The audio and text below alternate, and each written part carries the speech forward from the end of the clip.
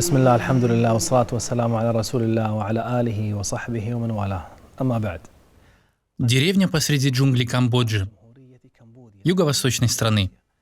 В ней проживают представители местного мусульманского меньшинства. У каждого дома есть своя история и свои страдания. Это может показаться нормальным, ведь там царит бедность и болезни. Но необычно, когда эти болезни зачастую длятся уже более 30 лет. Как это? Мы зашли в хижину одного старика. Это глубокий старик. В его ногу попали 7 осколков снарядов.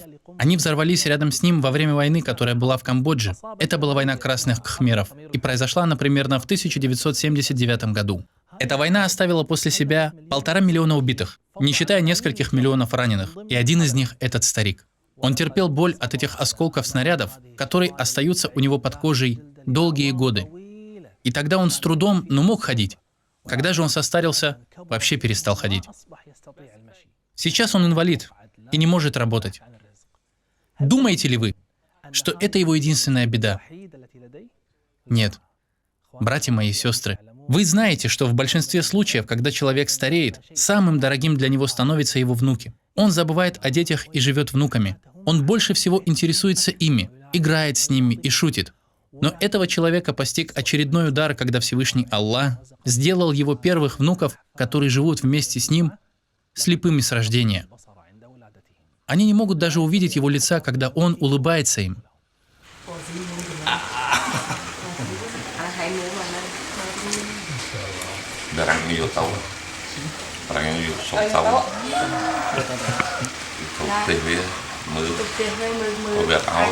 Скажи ему, что мы прибыли с арабской страны, чтобы помочь ему, чем можем.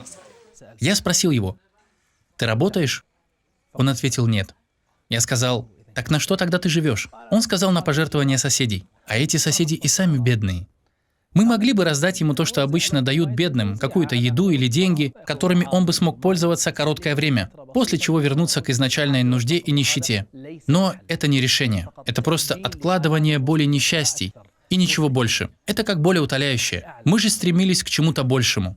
И я подумал и спросил: «Есть ли у тебя сын?» Он ответил: «Да». Я спросил: «Где он работает?» Он ответил: «Он безработный, нигде не работает. С нами Мухаммад Нур».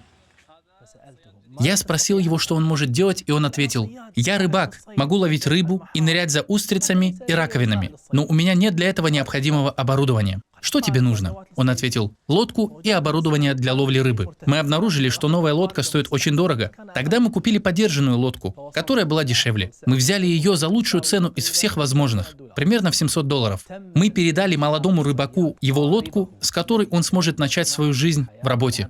И он отнесся к этому с большим энтузиазмом и с радостью направился на свою новую работу. Затем мы его оставили на 1 день. Когда мы вернулись, мы обнаружили, что юноша вернулся с рыбалки с сюрпризом. Он нырял за раковинами и только за 1 день смог заработать $500. Субханаллах. Только 1 день восполнил более половины стоимости лодки. Он нас поразил. Представьте себе, что было бы, если бы он просто взял эту сумму денег и потратил на свои нужды? Разве смог бы он тогда иметь такой постоянный заработок? Конечно, нет. Посланник Аллаха, да благословит его Аллах и приветствует, сказал: «Если кто-то из вас отправится утром со своей веревкой, соберет дров, принесет их на спине, продаст их и обойдется без людей, это лучше для него, чем просить у людей, которые могут дать, а могут и отказать».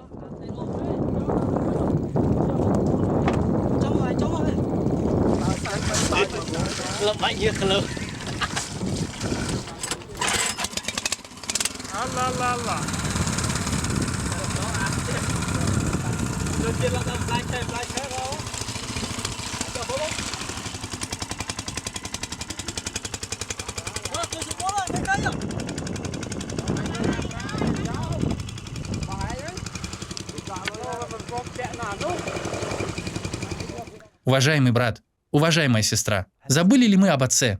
Нет. Мы не забыли отца.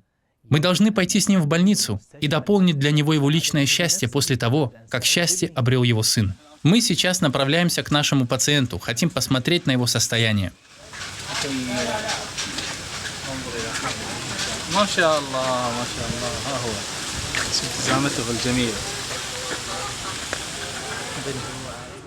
Сейчас мы в больнице.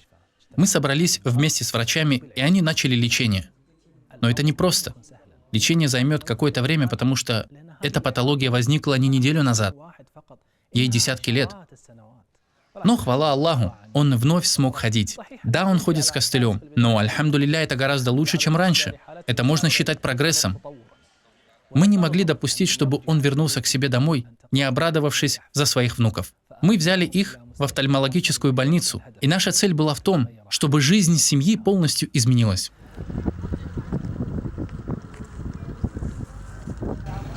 Уважаемый брат, уважаемая сестра, ты чувствуешь, что твоя специальность не то, что ты хочешь. Или ты в принципе не можешь найти работу. Не жди никого, кто бы предложил ее тебе. Задумайся о том, в чем ты выделяешься и что ты можешь делать лучше всего. Не говори, что ты полная бездарность. Аллах не создал тебя просто так. Обязательно должно быть что-то, что ты можешь делать особенно хорошо. Сконцентрируйся на том, в чем ты выделяешься, и иди в том направлении. Покажи лучшее, что можешь, и Аллах никогда не разочарует тебя. Всевышний Аллах сказал: тому, кто уповает на Аллаха, достаточно его. То есть Он даст тебе достаточно. Даст тебе столько, что тебе этого хватит. С условием, что это что-то халяльное, дозволенное. Всевышний Аллах сказал: тому, кто боится Аллаха, Он создает выход из положения и наделяет его уделом оттуда, откуда он даже не предполагает. Позвольте мне закончить, обращаясь с моим последним посланием к людям, которые дают пожертвования. Я прошу вас давать милостыню с умом. Можно легко сделать так, чтобы нуждающийся больше не просил у людей и не брал у них денег. Просто попытайся найти в нем какие-то способности и таланты, чтобы он смог обходиться без тебя и остальных людей. В противном случае он так и останется нуждающимся и родит детей, которые будут жить в нищете. Им будут постоянно давать милостыню, но ничего не будет меняться. Во время нашего путешествия произошли и другие события, так что я прошу тебя, посмотри нашу следующую серию.